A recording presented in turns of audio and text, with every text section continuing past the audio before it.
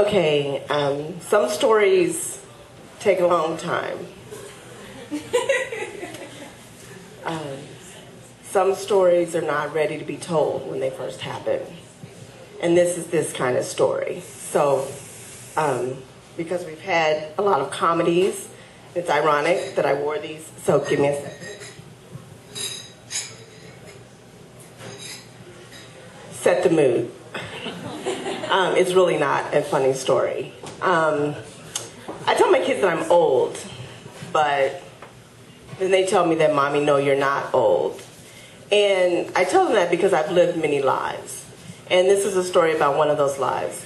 I'm a preacher's kid. Think whatever you want about that, but I am.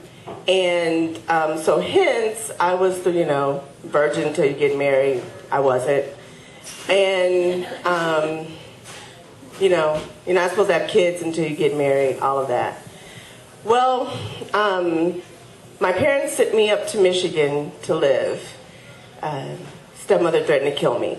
So I had to flee my home and went up to Michigan. Well, it's like taking a girl from St. Peter's, O'Fallon, okay, pretty closed in, pretty sheltered, and then you stick her in North St. Louis somewhere or U City, and she'd barely been kissed, and over there, people have kind of done some of everything. Well, I met my first love, and I became pregnant, and I was a teenager, and that was bad news, and I was that skinny, this tall but that skinny, so it's only, maybe a month, 2 months, pushing it 4 months to be able to hide that you're pregnant. And I did. I tried to hide it. I went to a Catholic school. We had uniforms, and it was in Michigan, in Lake Michigan, and it's really, really cold up there, so you can layer up and hide it and all of that. And so I did, and I hid it for a long time. But my family that I lived with there, my cousins, his wife just so happened to be a nurse, and when you're this skinny, you don't have any boobs, and all of a sudden I had hips and boobs. And so she said, hey, either you're on the pill or you're pregnant. And I was like, I'm pregnant. So fast forward, I'm on a fast train back to Missouri to my dad, scorned, shamed, all of that. And my dad didn't talk to me, which was traumatic to me. And he didn't talk to me for a long time. And I was a senior in high school.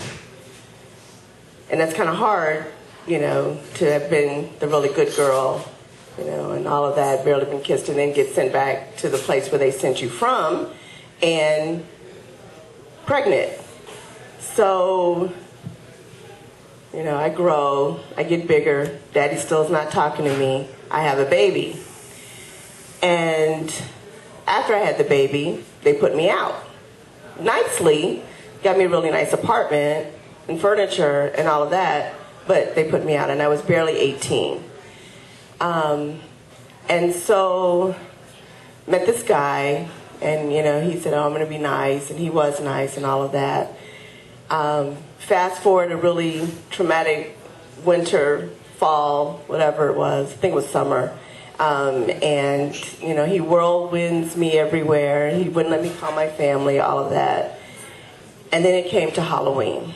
It was a bad kind of thing. He would drive from here to Michigan to back up and down the highway rather, and would never let me get near my family, would never let me call or anything like that.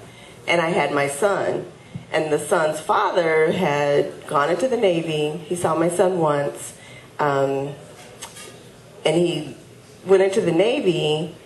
And before he went, he saw the son, but he had a girlfriend, and the girlfriend was white, no offense to any of you. And, but he didn't want to have anything to do with all of a sudden being a father at 17. So here I am out there all alone, and I had asthma really bad and couldn't breathe. Well, my son was adorable. He was fat and chubby and, mocha brown, and just this really amazing and adorable baby. And this guy that I was with gave him a bath, and ended up burning my son over 40% of his body. And I never told anyone because I was supposed to be silent about, one, being pregnant, and then what happened to my son. We rushed to the hospital, all of that. I was in a semi-coma with my asthma attack, so I didn't know what was going on until he brings the baby out. And my son died on November 1st. And they came out in this big room, and everything was white. That's all I saw was just white. And trying to get upstairs to the unit where he was, and they just told me to sit down. And I was like, I don't want to sit down. They told me to sit down, and the nurse and the doctors come, and they pat you on the shoulder, and they tell you, we're sorry, your son died. What was I supposed to say to that? I was only 18. I was up there by myself, and the murderer.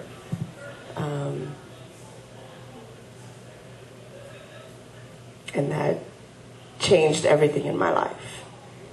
And my dad came up, and they did the funeral, and they buried my son.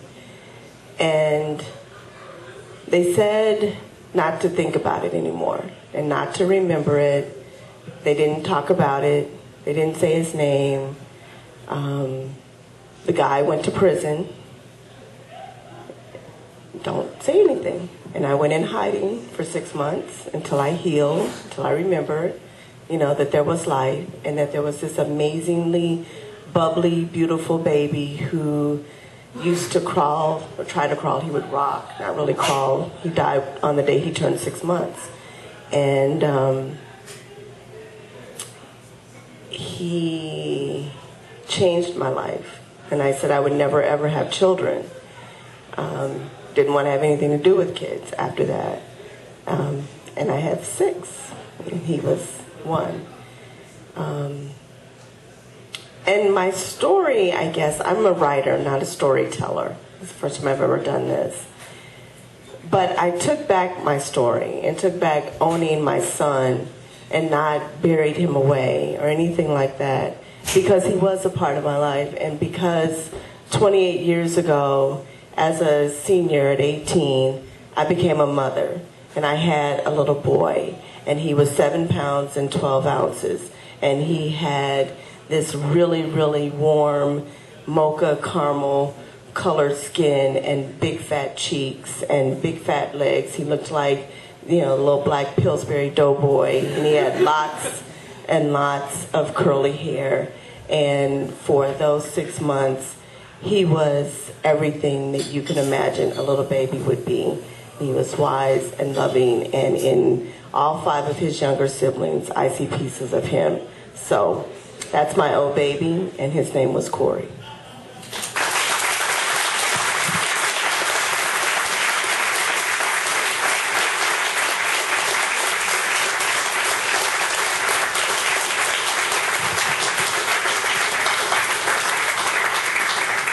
And I challenge all of you, when you're having those moments when you're out in public and you hear a story like that, that's what Moth Up is all about, is hearing a story that needs to be told and people need to hear. And thank you so much for sharing that.